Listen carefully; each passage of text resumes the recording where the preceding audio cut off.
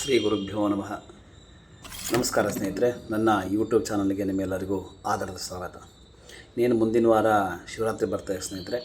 ಶಿವರಾತ್ರಿ ಬರ್ತಾ ಇರೋದ್ರಿಂದ ಈಶ್ವರನ ಬಗ್ಗೆ ಸ್ವಲ್ಪ ಸಣ್ಣ ಪುಟ್ಟ ಅಂದರೆ ಈಶ್ವರನಿಗೆ ಅಭಿಷೇಕಗಳನ್ನು ಭಾಳ ಮಾಡ್ತೀವಿ ನಾವು. ಅಂದರೆ ರುದ್ರಾಭಿಷೇಕಗಳನ್ನು, ಜಲಧಾರ, ಆಮೇಲೆ ಬೇರೆ ಬೇರೆ ಥರದ ಸಹಸ್ರನಾಮ, ವಿಷ್ಣು ಸಹಸ್ರನಾಮ, ಲಲಿತ ಸಹಸ್ರನಾಮ ಇಂಥವೆಲ್ಲ ಭಾಳಷ್ಟು ಮಾಡ್ತೀವಿ ಸ್ನೇಹಿತರೆ.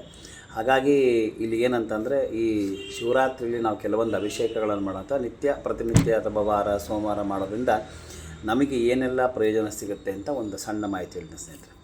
ಮೊದಲನೇದಾಗಿ ನಾವು ಈಶ್ವರನಿಗೆ ಜಲ ಅಂದರೆ ನೀರು ಭಾಳ ಇಷ್ಟ, ನಿಮಗೆಲ್ಲ ಗೊತ್ತಿದೆ. ಆತನ ಕಂಠದಲ್ಲಿ ವಿಷ ಇರುವುದರಿಂದ ಯಾವಾಗಲೂ ಜಲಧಾರ ಅಂದರೆ 24 ಅವರ್ಸ್ ಸಮೇತವಾಗಿ ನೀರನ್ನು ಇಡ್ಬೋದು, ಆತನಿಗೇನು ಸಮಸ್ಯೆ ಇಲ್ಲ.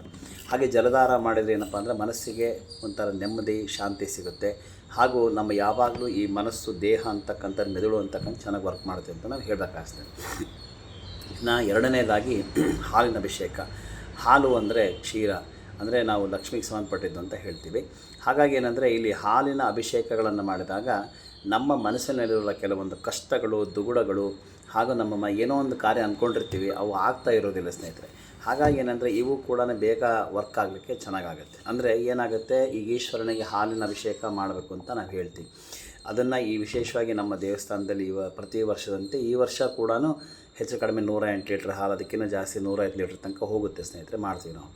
ಹಾಲನ್ನು ಅಭಿಷೇಕ ಮಾಡಂದರೆ ಸಂಕಲ್ಪ ಅಂತ ಒಂದು ಮಾಡ್ತೀವಿ. ಹಾಲಿನ ಅಭಿಷೇಕ ಮಾಡೋದ್ರಿಂದ ನಮ್ಮ ಮನಸ್ಸಿನ ಕಷ್ಟಗಳು, ದುಗುಡಗಳು ಅಥವಾ ಏನಾದರೂ ನಮಗೆ ಕೆಲವೊಂದು ಬಾರಿ ಹೆಣ್ಣು ಮಕ್ಕಳಿಗೆ ಮದುವೆಗಳು ಬೇಗ ಆಗ್ತಿಲ್ಲ ಅಂದರೂ ಕೂಡ ಈಶ್ವರನ ತಲೆ ಮೇಲೆ ಎಷ್ಟು ಸಾಧ್ಯನೋ ಅಷ್ಟು ಪ್ರತಿ ಸೋಮವಾರ ಹಾಲಿನ ಅಭಿಷೇಕ ಮಾಡಿಸಿ, ಅದು ನಿಮಗೆ ಭಾಳಷ್ಟು ವರ್ಕ್ ಆಗುತ್ತೆ. ಜೊತೆಗೆ ಮನಸ್ಸಿಗೆ ನೆಮ್ಮದಿ ಸಿಗುತ್ತೆ. ಹಾಲು ನೀರು ಎರಡು ನಿಂತ್ಕೊಳ್ಳೋಲ್ಲ ಸ್ನೇಹಿತರೆ.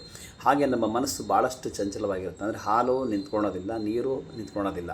ನೀವೇನಾದ್ರು ಸಣ್ಣ ಕವರಲ್ಲಿ ಹಾಕ್ಲಿಕ್ಕೆ ಹೋದರೂ ಕೂಡ ಅದು ಹೋಗ್ತಾ ಇರ್ತದೆ, ನಿಂತ್ಕೊಳ್ಳೋದು ಭಾಳ ಕಷ್ಟ. ಹಾಗಾಗಿ ಹಾಲು ಅಂದರೆ ಮನಸ್ಸಿನ ವೇಗ, ಹಾಗೂ ಜಲ ಅಂದರೆ ಕೂಡ ಮನಸ್ಸಿನ ಸಂತೃಪ್ತಿ ಅಥವಾ ಸಮಾಧಾನ ಅಂತ. ಹಾಗಾಗಿ ಅಂದರೆ ಈಶ್ವರನ ತಲೆಯ ಮೇಲೆ ಹಾಲಿನ ಅಭಿಷೇಕನ ಯಥಾವತ್ತಾಗಿ ಮಾಡಿದರೆ ಕೆಲವೊಂದು ನಿಮ್ಮ ಮನಸ್ಸಿನ ದುಗುಡಗಳು, ಸಂಕಷ್ಟಗಳು ಆಗುತ್ತೆ. ವಿಶೇಷವಾಗಿ ಅಂದರೆ ಹೆಣ್ಮಕ್ಳಿಗೆ ಯಾರಿಗೆ ಮದುವೆಗಳು ಆಗ್ತಾ ಇರಲ್ವೋ ಅವರು ಈಶ್ವರನ ದೇವಸ್ಥಾನದ ಪ್ರತಿ ಸೋಮವಾರ, ಅಂದರೆ ಏನಂದರೆ ಬರೀ ಹಾಲು ಕೊಟ್ಟು ಬರೋದು ಅಂತಲ್ಲ ಸ್ನೇಹಿತರೆ, ಕೆಲವೊಂದೆಲ್ಲ ಪದ್ಧತಿಗಳಿರುತ್ತೆ. ಏನಂದರೆ ಭಾಳ ತಪ್ಪು ತಿಳ್ಕೊಬೇಡ್ರಿ.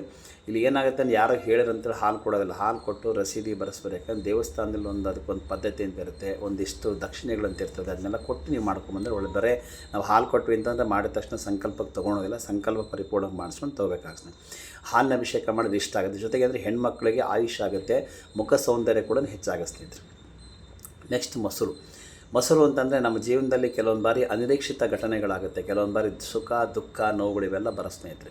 ಹಾಗಾಗಿ ಅನಿರೀಕ್ಷಿತ ಸುಖಗಳು ಬರಬೇಕಂದ್ರೆ ನಮ್ಮ ಕುಟುಂಬದವರಿಂದ, ನಮ್ಮ ಹೆಂಡತಿ, ಮಕ್ಕಳು, ಸಂಬಂಧಿಕರು, ಮತ್ತೊಬ್ಬರು, ಮಗದೊಬ್ಬರು, ಇವರೆಲ್ಲರಿಂದ ನಮಗೆ ಯಾವಾಗಲೂ ಕುಟುಂಬ ಪರಿವಾರ ಸಮೇತ ಸಂತೋಷವಾಗಿರ್ಬೇಕಂದ್ರೆ ಮೊಸರು ಅಂದರೆ ತಂಪು ಅಂತೀವಿ ನಾವು. ಹಾಗಾಗಿ ಏನಂದರೆ ಈಶ್ವರನಿಗೆ, ಚಂದ್ರನ ತಲೆ ಮೇಲೆ ಇಟ್ಕೊಂಡಿರ್ತಕ್ಕಂಥ ಈಶ್ವರನಿಗೆ ಮೊಸರು ಬಂದು, ಮೊಸರು ಆ್ಯಕ್ಚುಲಿ ಚಂದ್ರನಿಗೆ, ಒಂದು ಹಾಲು ಅಮ್ಮನಿಗೆ ಬರುತ್ತೆ, ಮಹಾಲಕ್ಷ್ಮಿಗೆ. ಮೊಸರು ಬಂದು ಚಂದ್ರನಿಗೆ ಬರುತ್ತೆ.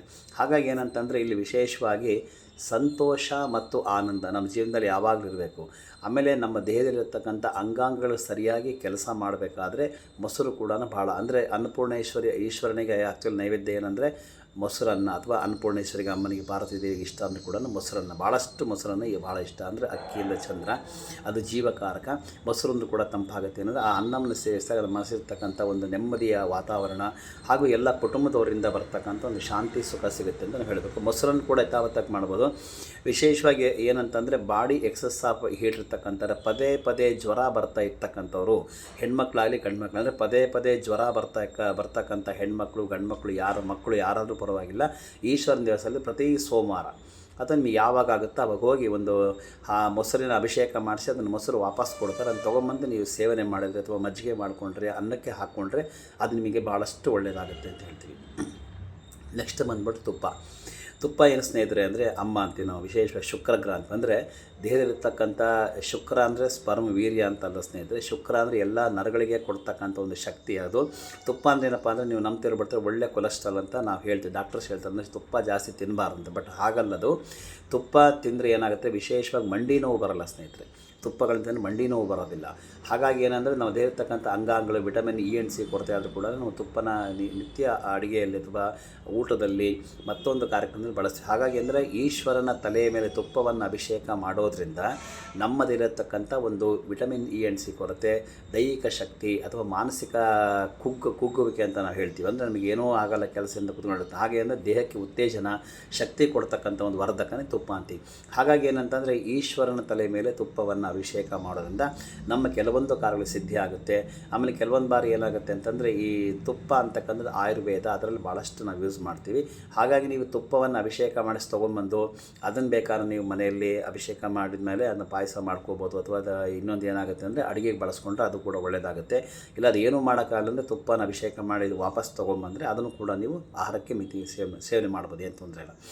ಇನ್ನೊಂದು ಏನಂದರೆ ಜಾತಕಗಳಲ್ಲಿ ಏನಾದ್ರು ಶುಕ್ರ ವೀಕ್ ಆಗಿದ್ದರೆ, ಅಂದರೆ ಮದುವೆಗಳು ಗಂಡು ಹೆಣ್ಮಕ್ಳಿಗೆ ಯಾರಿಗಾರು ಆಗ್ತಾ ಇಲ್ಲ ಅಂದರೆ ವಿಶೇಷವಾಗಿ ಈಶ್ವರನ ತಲೆಯ ಮೇಲೆ ವಿಶೇಷವಾಗಿ ತುಪ್ಪ ಅಭಿಷೇಕ ಮಾಡಿಸಿ ತಂದುಬಿಟ್ಟು ಅದನ್ನು ನಿತ್ಯ ಅಡುಗೆಯಲ್ಲಿ ಬಳಸ್ತಕ್ಕಂಥದ್ದು, ಅಂದರೆ ಊಟದಲ್ಲಿ ಬಳಸ್ತಕ್ಕಂಥದ್ದು ಭಾಳಷ್ಟು ಉತ್ತಮ. ಅದು ಮಾಡಿಸೋದ್ರಿಂದ ಏನಪ್ಪ ಅಂದರೆ ಯಾವುದೇ ದೇವರಿಗಾಗಲಿ ಕೂಡ ಶುಕ್ರ ಅಂದರೆ ತುಪ್ಪವನ್ನು ಅಭಿಷೇಕ ಮಾಡೋದು ದೇಹದ ಶಕ್ತಿ ವೃದ್ಧಿ ಆಗುತ್ತೆ, ಮುಖ ಸೌಂದರ್ಯ ಇದು ವೃದ್ಧಿ ಆಗುತ್ತೆ. ಜೊತೆಗೆ ಏನಂದರೆ ಮದುವೆಗಳು ಯಾರಿಗೆ ಆಗ್ತಿರಲ್ವೋ ಆ ಶುಕ್ರ ದೋಷಗಳಿಂದ, ಅಂದರೆ ಆಕರ್ಷಣೆ, ಈಗ ಬರ್ತಾರೆ ಹುಡುಗರು ನೋಡ್ತಾರೆ ಮನೆಗೆ, ಹುಡುಗಿ ನೋಡ್ತಾರೆ, ಏನು ರೆಸ್ಪಾನ್ಸ್ ಇರಲ್ಲ. ಆ ಒಂದು ಒಳಗಡೆ ಇನ್ನರ್ ಫೀಲಿಂಗ್ ಬರಬೇಕಾದ್ರೆ, ಹುಡುಗ ಹುಡುಗಿ ಮದುವೆಗಳ ಸಂಬಂಧಗಳು ಗಟ್ಟಿ ಆಗಬೇಕಾದ್ರೆ ಏನು ಸ್ನೇಹಿತರೆ ಅಂದರೆ ಇದನ್ನು ಶುಕ್ರಗ್ರಹ ಅಂತಂದರೆ ನಾವೇನಪ್ಪ ಅಂದರೆ ಶುಕ್ರನೇ ವಿವಾಹಕಾರಕ ಅಂತ. ಹಾಗಾಗಿ ತುಪ್ಪದ ಅಭಿಷೇಕ ಮಾಡೋದು ಒಳ್ಳೆಯ ಸ್ನೇಹಿತರೆ. ನೆಕ್ಸ್ಟ್ ಜೇನುತುಪ್ಪ ಏನಂದರೆ ನರಗಳಿಗೆ, ಅಂದರೆ ನಮ್ಮ ಮನುಷ್ಯನಿಗೆ ಏನಾದ್ರು ನರಗಳ ವೀಕ್ನೆಸ್ ಇದ್ದರೆ, ಕೈಕಾಲು ನೋವಿದ್ದರೆ ಅಥವಾ ಪಾದಗಳ ನೋವಿದ್ದರೆ, ಬೆನ್ನು ನೋವಿದ್ದರೆ, ಕತ್ತು ನೋವಿದ್ದರೆ, ಸೊಂಟಗಳ ನೋವಿದ್ದರೆ, ಇದಕ್ಕೇನಂದ್ರೆ ಜೇನುತುಪ್ಪದ ಅಭಿಷೇಕ ಮಾಡ್ತೀವಿ ನಾವು. ಜೇನುತುಪ್ಪ ಅಂದರೆ ಶಕ್ತಿವರ್ಧಕ ಅಂತ ಅಂತೀವಿ ನಾವು. ಏನಾರು ವಿಶೇಷವಾಗಿ ಹುಟ್ಟಿರ್ತಕ್ಕಂಥ ಮಕ್ಕಳಿಗೆ ಏನಾರ ಈ ಮಾತಾಡ್ಲಿಕ್ಕೆ ಬರಲ್ಲ, ವಾಗ್ ದೋಷ ಇತ್ತು ಅಂದರೆ, ಸ್ವಲ್ಪ ತೊದಲ್ತಾ ಇತ್ತು ಅಂದರೆ ಸ್ನೇಹಿತರೆ, ಅದಕ್ಕೆ ನಾವು ಈ ಜೇನುತುಪ್ಪದ ಅಭಿಷೇಕ ಮಾಡ್ತೀವಿ. ಈ ಜೇನುತುಪ್ಪದ ಅಭಿಷೇಕ ಈಶ್ವರನಿಗೆ ಮಾಡೋದ್ರಿಂದ ಈಶ್ವರನ ಬಾಡಿ ಯಾವಾಗಲೂ ಅಂದರೆ ಈಶ್ವರನ ದೇಹ ಶರೀರ ಅಂತಕ್ಕಂಥ ವಿಷವಾಗಿರ್ತದೆ.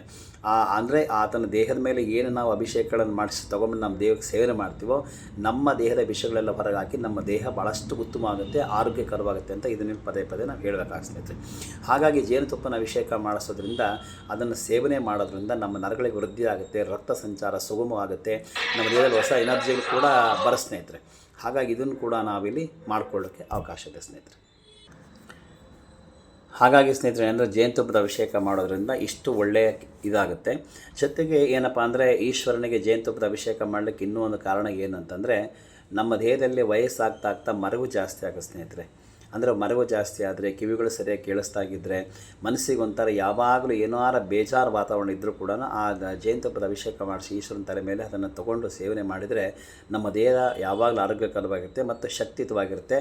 ಲವಲವಿಕೆ ಅಥವಾ ಚಟುವಟಿಕೆ ಅಂತ ಅದು ಕೂಡ ಬರುತ್ತೆ ಅಂತ ನಾವು ಹೇಳಬೇಕು. ವಿಶೇಷವಾಗಿ ಏನಂದರೆ ಸ್ನೇಹಿತರೆ, ಜಾತಕದಲ್ಲಿ ಏನಾದರೂ ಮಂಗಳ ಗ್ರಹ ದೋಷ ಇದ್ದರೆ, ಮಂಗಳ ಗ್ರಹ ದೋಷ ಏನಪ್ಪ ಅಂದರೆ ಕುಜ ದೋಷ ಅಂತೀವಿ. ಕುಜ ಅಂದರೆ ಏನಂತಂದರೆ ಸುಬ್ರಹ್ಮಣ್ಯ ಸ್ವಾಮಿ ಅಲ್ಲ, ಭಾಳಷ್ಟು ಜನ ತಪ್ಪು, ಸುಬ್ರಹ್ಮಣ್ಯ ಸ್ವಾಮಿ ಜಸ್ಟ್ ಪಾರ್ಟ್ ಆಫ್ 10%. ಮಂಗಳ ಗ್ರಹ ಮುಖ್ಯವಾಗಿ ಪ್ರತಿಸ್ತಕ್ಕಂಥ ಗ್ರಹ ಅಂದರೆ ಅಮ್ಮ ದುರ್ಗಾದೇವಿ. ಅಂದರೆ ಜಾತಕದಲ್ಲಿ ಯಾರಿಗಾದರೂ ಕೂಡ ಮಂಗಳ ಗ್ರಹ ದೋಷ ಇದ್ದರೆ, ಮಂಗಳ 4ನೇ ಮನೆಗಿದ್ದರೆ ಅಥವಾ 7ನೇ ಮನೆಗಿದ್ದರೆ ಅಥವಾ 8ನೇ ಮನೆಗಿದ್ದರೆ, ಅತ್ತೆಗೂ ಸೊಸೆಗೆ ಏನಾರ ಈ ಕಾಟಗಳು ಅಂದರೆ ಅತ್ತೆ ಸೊಸೆಗೂ ಗಲಾಟೆಗಳು ಬರ್ತಾಯಿದ್ರೆ, ಮದುವೆಗಳು ಏನಾರ ನಿಧಾನಕ್ಕೆ ವಿಳಂಬ ಆಗ್ತಿದೆ ಅಂತಂದರೆ, ಆವಾಗ ಮದುವೆಗೆ ಏನಾರು ಬಂದು ನೋಡ್ಕೊಂಡು ಹೋಗ್ತಾರೆ, ರೆಸ್ಪಾನ್ಸ್ ಇಲ್ಲ ಏನಿಲ್ಲ, ಅಥವಾ ಎಂಗೇಜ್ಮೆಂಟ್ಗಳಾಗಿ ಏನಾರು ಕ್ಯಾನ್ಸಲ್ ಆಗಿದ್ದರೂ ಕೂಡ ನಾವು ಈಶ್ವರನಿಗೆ ಜೇನುತುಪ್ಪದಿಂದ ಅಭಿಷೇಕ ಮಾಡಿಸಿ ನಮ್ಮ ಮನೋಕಾಮಗಳು ಈಡೇರ್ತವೆ ಅಂತ ನಾವು ಹೇಳಬೇಕಾದ್ರೆ ಅದು ಕೂಡ ಭಾಳ ಒಳ್ಳೆಯದು. ಇನ್ನು ಸಕ್ಕರೆ ಸ್ನೇಹಿತರೆ, ಸಕ್ಕರೆ ಅಂದರೆ ಏನಪ್ಪ ಅಂದರೆ ಸಿಹಿ ಅಂತ ನಿಮಗೆ ಗೊತ್ತಿದೆ. ಎಲ್ಲರ ಜೀವನದಲ್ಲೂ ಕೂಡ ನಾವು ಸಿಹಿ ಬಯಸ್ತೀವಿ, ಅದಕ್ಕೇನು ತಪ್ಪಿಲ್ಲ. ಹಾಗಾಗಿ ಸ್ವೀಟ್ ಅಂತಕ್ಕಂಥದ್ದು ಮಹಾಲಕ್ಷ್ಮಿ ಅಮ್ಮನವ್ರಿಗೆ ಭಾಳ ಪ್ರೀತಿ. ಈ ಹಾಲು ಮತ್ತು ಸಕ್ಕರೆ ಇವೆರಡು ಏನಿದಾವಲ್ಲ ಅಮ್ಮನಿಗೆ ಸೇರಿದಲ್ವ, ಲಕ್ಷ್ಮಿ ಅಮ್ಮನಿಗೆ ಸೇರ್ತದೆ. ಹಾಗಾಗಿ ಜೀವನದಲ್ಲಿ ಒಳ್ಳೇದಾಗಬೇಕು, ನಮಗೊಂದು ಈಗ ಮಕ್ಕಳು ವಿದ್ಯಾಭ್ಯಾಸಕ್ಕೆ ಒಂದು ರಿಸಲ್ಟ್ ಬರೋದಿರ್ತದೆ, ಅಥವಾ ನಾವು ಎಲ್ಲರೂ ಒಂದು ಇಂಟರ್ವ್ಯೂ ಹೋಗೋದಿರ್ತದೆ, ನಮ್ಮ ಉದ್ಯೋಗ ಸಿಗೋದಿರ್ತದೆ, ಅಥವಾ ಏನಾರೊಂದು ಶುಭ ಕಾರ್ಯಗಳನ್ನು ಮಾಡೋಕೆ ಪ್ರತಿಯೊಂದಕ್ಕೂ ನೋಡೋಣ ಯಾವುದೇ ಶುಭ ಕಾರ್ಯ ಮಾಡಿದ್ರೆ ಸಕ್ಕರೆ ಅಥವಾ ಸಿಹಿ ಹಂಚೋದು ಮಾಮೂಲು ನಮ್ಮ ವಾಡಿಕೆ ಆಗುತ್ತೆ. ಹಾಗಾಗಿ ಅಂದರೆ ಈಶ್ವರನ ತಲೆ ಮೇಲೆ ಸಕ್ಕರೆಗಳನ್ನು ಮಾಡಿಸೋದ್ರು ಕೂಡ ಭಾಳಷ್ಟು ಒಳ್ಳೆಯದು. ಹಾಗಾಗಿ ಅಂದರೆ ನಿಮ್ಮ ಕೆಲಸಗಳು ಬೇಗ ಈಡೇರಬೇಕಾದ್ರೆ, ಮನೆಯಲ್ಲಿ ಶುಭ ಕಾರ್ಯಗಳಾಗಬೇಕಾದ್ರೆ, ಮನೇಲಿ ಏನಾರ ಪೆಂಡಿಂಗ್ ವರ್ಕ್ಸ್ ಇದ್ದರೆ, ಅಂದರೆ ಪೆಂಡಿಂಗ್ ವರ್ಕ್ಸ್ ಅಂದ್ರೆ ಏನಪ್ಪ ಅಂತಂದರೆ ಯಾವ ಥರ ಎಜುಕೇಷನ್ ಅನ್ಕಂಪ್ಲೀಟ್ ಆಗಿದ್ದರೆ, ಕೆಲವೊಂದು ಮದುವೆಗಳು ಸರಿಯಾಗಿ ನಡೀತಾ ಇಲ್ಲ ಅಂದರೆ, ಗಂಡ ಹೆಂಡತಿ ಮಧ್ಯೆ ಏನಾದ್ರು ಜಗಳಗಳಿದ್ದರೆ, ಮನೆಯಲ್ಲಿ ಮಕ್ಕಳು ಓದ್ತಾರೆ ಅವ್ರಿಗೆ ಜ್ಞಾಪಕ ಶಕ್ತಿ ಇಲ್ಲ ಅಂದರೂ ಕೂಡ ನಾವು ಸಕ್ಕರೆ ಅಭಿಷೇಕನ ಮಾಡಿಸಿ ಅದನ್ನು ಪಂಚಾಮೃತದಲ್ಲಿ ಸೇವನೆ ಮಾಡೋದ್ರಿಂದ ಅದು ಕೂಡ ಅಷ್ಟು ಒಳ್ಳೆಯದಾಗ್ತದೆ. ವಿಶೇಷವಾಗಿ ಏನಂದರೆ ಯಾರಿಗೆ ಜಾತಕದಲ್ಲಿ ಬುಧಗ್ರಹ ದೋಷ ಇರ್ತದೋ. ಬುಧಗ್ರಹ ಅಂತಂದರೆ ಜನರಲಾಗಿ ಏನಾಗುತ್ತೆ ಸ್ನೇಹಿತರೆ, ವಿದ್ಯಾಕಾರಕ. ಆ್ಯಕ್ಚುಲಿ ಗುರು ವಿದ್ಯಾಕಾರಕ ಅಲ್ಲ, ಬುಧಗ್ರಹ ವಿದ್ಯಾಕಾರಕ. ಮನೋಕಾರಕ ಚಂದ್ರನ ಮಗ ಬುಧ ಬಂದು ವಿದ್ಯಾಕಾರಕ ಅಂದರೆ ಉತ್ತಮ ವಿದ್ಯಾಶಕ್ತಿ, ಸ್ಮರಣಶಕ್ತಿ, ಜ್ಞಾಪಶಕ್ತಿ ಕೊಟ್ಟು ಮಕ್ಕಳಿಗೆ ಒಳ್ಳೆ ಎಜುಕೇಷನ್ ತೊಗೊಂಡೋಗ್ಬೇಕು ಅಂದರೂ ಕೂಡ ಅಲ್ಲಿ ನಾವೇನಾಗುತ್ತೆ ಬುಧಗ್ರಹ ಆರಾಧನೆ ಮಾಡಬೇಕಾಗುತ್ತೆ. ಹಾಗಾಗಿ ಏನಂದರೆ ಇಲ್ಲಿ ಸಕ್ಕರೆ ಅಭಿಷೇಕ ಮಾಡಿಸೋದ್ರಿಂದ ಕೂಡ ಇಲ್ಲಿ ಈಶ್ವರನಿಗೆ ಆ ಥರದ್ದೇನಾದ್ರು ಸಮಸ್ಯೆಗಳಿಂದ ಪರಿಹಾರ ಆಗುತ್ತೆ ಅಂತ ಹೇಳಬೇಕಾಗ್ತದೆ. ನೆಕ್ಸ್ಟ್ ಇನ್ನೊಂದು ಏನಂತಂದರೆ, ಜನರಲಾಗಿ ಈ ಸಕ್ಕರೆ ಅಂತಕ್ಕಂಥ ಈಗ ಮಧುಮೇಹ ರೋಗ ಅನ್ನೋದು ಭಾಳಷ್ಟು ಆಗ್ಬಿಟ್ಟೆ ಸ್ನೇಹಿತರೆ, ಎಲ್ಲರಿಗೂ ಇದೆ ಅದು.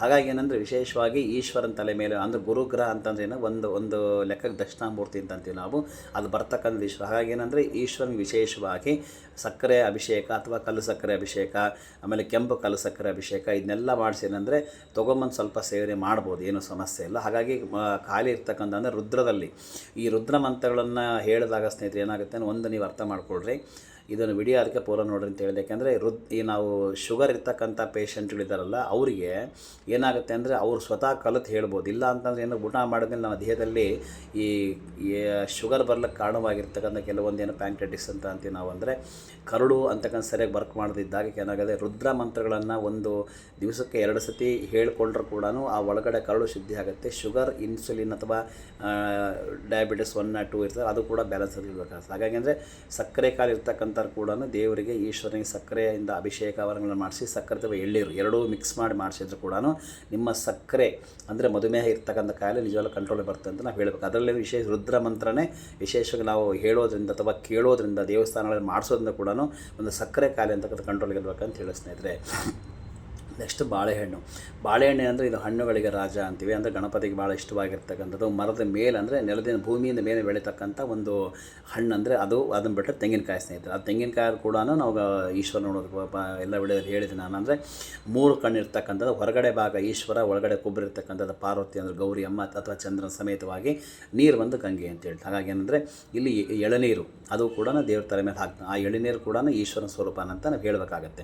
ಜೊತೆಗೆ ಏನಪ್ಪ ಅಂದರೆ ಬಾಳೆಹಣ್ಣನ್ನು ಮಾಡೋದ್ರಿಂದ ನಮ್ಮ ಮನೋಕಾಮನೆ ಇಷ್ಟ ಆಗುತ್ತೆ. ಮಕ್ಕಳಿಗೆ ವಿದ್ಯಾಬುದ್ಧಿ ಅಥವಾ ಬಾಲಗ್ರಹ ದೋಷ ಇದ್ದರೂ ಕೂಡ ಬಾಳೆಹಣ್ಣಿಂದ ಇದೆಲ್ಲ ಸೇರಿ ಸ್ನೇಹಿತರೆ ಅಂದರೆ ಪಂಚಾಮೃತದಲ್ಲಿ ನಾವು ಮಾಡ್ತೀವಿ. ಅಂದರೆ ಹಾಲು, ಮೊಸರು, ತುಪ್ಪ, ಜೇನುತುಪ್ಪ, ಸಕ್ಕರೆ, ಬಾಳೆಹಣ್ಣು ಮತ್ತು ಎಳನೀರು. ಹಾಗಾಗಿ ಅಂದರೆ ಇವನ್ನೆಲ್ಲ ಮಾಡಿಸೋದ್ರಿಂದ ನಮಗೆ ಇಷ್ಟು ಫಲಗಳು ಸಿಗುತ್ತೆ ಅಂತ ಹೇಳೋದು. ವಿಶೇಷವಾಗಿ ಏನಂತಂದರೆ ಬಾಳೆಹಣ್ಣನ್ನು ಮಾಡಿಸೋದ್ರಿಂದ ಗಣಪತಿ ಪ್ರೀತಿ ಆಗುತ್ತೆ, ನಿಮ್ಮ ಮಕ್ಕಳಿಗೆ ಒಳ್ಳೆ ವಿದ್ಯಾಬುದ್ಧಿ ಪ್ರಾಪ್ತಿ ಆಗುತ್ತೆ ಅಂತ ನಾವಿಲ್ಲಿ ರೆಫರೆನ್ಸ್ ತೊಗೋಬೇಕಾಗಿ ಸ್ನೇಹಿತರೆ. ಇನ್ನು ವಿಶೇಷವಾಗಿ ಏನಂದರೆ ಬಿಲ್ಪತ್ರೆಗಳಂತ ಹೇಳ್ತೀವಿ ಸರ್. ಬಿಲ್ಪತ್ರೆ ಅಂದರೆ ಏನಂತಂದರೆ, ಬಿಲ್ಪತ್ರೆಗಳಲ್ಲಿ ವಿಶೇಷವಾಗಿ ನಾವು ಶತ್ರು ಸಂಹಾರಕ್ಕೆ ಏನಾರು ತೊಂದರೆಗಳಿದ್ದರೆ, ಅನಾರೋಗ್ಯ ಸಮಸ್ಯೆಗಳಿದ್ದರೆ, ಏನಾರ ವಾಮಾಚಾರಗಳ ಪ್ರಯೋಗಗಳಾಗಿದ್ದರೂ ಕೂಡ ನಮ್ಮ ಈಶ್ವರನಿಗೆ ಬಿಲ್ವಾಷ್ಟೋತ್ರನ ವಿಶೇಷವಾಗಿ ಮಾಡ್ತೀವಿ. ನಮ್ಮ ದೇವಸ್ಥಾನದಲ್ಲಿ ಪ್ರತಿನಿತ್ಯ ಕೂಡ ಯಾವುದೇ ಪೂಜೆ ಮಾಡಿದ್ರೆ ಪ್ರತಿದಿನ ಬಿಲ್ವಾಷ್ಟೋತ್ರ ಇದ್ದೇ ಇರ್ತೀವಿ. ಈಶ್ವರನಿಗಾಗಲಿ, ಉತ್ಸವ ಮೂರ್ತಿಗಳು ಮಾಡ್ತಾ ಇರ್ತೀವಿ. ವಿಶೇಷವಾಗಿ ಅಂದರೆ ಬಿಲ್ಪತ್ರೆಗಳು ಸಂಕಷ್ಟಗಳಿಂದ ದೂರ ಮಾಡ್ತೀವಿ. ಸಂಕಷ್ಟಗಳಿಂದ ದೂರ ಅಂದರೆ ಏನಂತಂದರೆ, ನನ್ನ ಪ್ರಕಾರ ಯಾರಿಗೊಬ್ರಿಗೆ ಮದುವೆ ಆಗ್ತಿರಲ್ಲ, ಯಾರೋ ಶತ್ರು ಕಾಟ ಇರುತ್ತೆ, ಅಥವಾ ಎಷ್ಟು ಎಜುಕೇಷನ್ ಮಾಡಿದ್ರು ಕೂಡ ದೃಷ್ಟಿದೋಷ ಆಗ್ತಿರುತ್ತೆ. ದೃಷ್ಟಿದೋಷ ಅಂದೇನು ಒಳ್ಳೆ ಮಾರ್ಕ್ಸ್ ತೆಗೆದಿರ್ತಾರೆ, ಏನೋ ಒಂದು ಯಾರೋ ಮನೆಗೆ ಒಂದು ಊಟಕ್ಕೆ ಹೋಗಿರ್ತಾರೆ, ಏನೋ ಒಂದು ಮಾಡ್ಕೊಂಡಿರ್ತಾರೆ, ಆ ದೃಷ್ಟಿನೋ ಅಥವಾ ಊಟದಲ್ಲಿ ಏನೋ ವ್ಯತ್ಯಾಸಗಳು ಏನೋ ಆಗಿ ಸಮಸ್ಯೆಗಳು. ಹಾಗಾಗಿ ಏನಂತಂದರೆ ಇಲ್ಲಿ ಬಿಲ್ಪತ್ರೆಗಳಿಂದ ಅಭಿಷೇಕಗಳನ್ನು ಮಾಡಿಸಿ ಅದನ್ನು ತೊಗೊಂಡೋಗಿ ತಿನ್ಬೇಕು ಸ್ನೇಹಿತರೆ. ತಿನ್ನಬೇಕು. ಆ್ಯಕ್ಚುಲಾಗಿ ಏನಂದರೆ ಏನಾರ ಆರೋಗ್ಯ ಸಮಸ್ಯೆ ಇದ್ದರೆ, ಹೊಟ್ಟೆ ನೋವು ಬರ್ತಾಯಿದ್ರೆ ಅಥವಾ ವಾಂತಿಗಳಾಗ್ತಾಯಿದ್ರೆ, ಪದೇ ಈ ಥರ ಹೆಲ್ತ್ ಇಶ್ಯೂಸ್ ಇತ್ತು ಅಂದರೆ ಈಶ್ವರನಿಗೆ ಬಿಲ್ವಾಷ್ಟೋತ್ರಗಳನ್ನು ಮಾಡಿಸಿ ಅದನ್ನು ಬೆಳಗ್ಗೆದ್ದು ಹಾಳು ಹೊಟ್ಟೆಗೆ ಅಂದರೆ ಬರೀ ಖಾಲಿ ಹೊಟ್ಟೆಗೆ ಬೇಕಾದ್ರೆ ತಿನ್ಬೋದು, ಅಥವಾ ಊಟ ಆದಮೇಲೆ ಕೂಡ ತಿನ್ಬೋದು. ಅದೇನು ದೋಷನಿಲ್ಲ. ಆಮೇಲೆ ಅದರಿಂದ ಏನೋ ಸೈಡ್ ಎಫೆಕ್ಟ್ಸ್ ಅಂತ ಇರೋಸೈತ್ರಿ. ಹಾಗಾಗಿ ಬಿಲ್ಪತ್ರೆ ಅರ್ಚನೆ ಮಾಡೋದು ಭಾಳಷ್ಟು ಪ್ರಿಯ.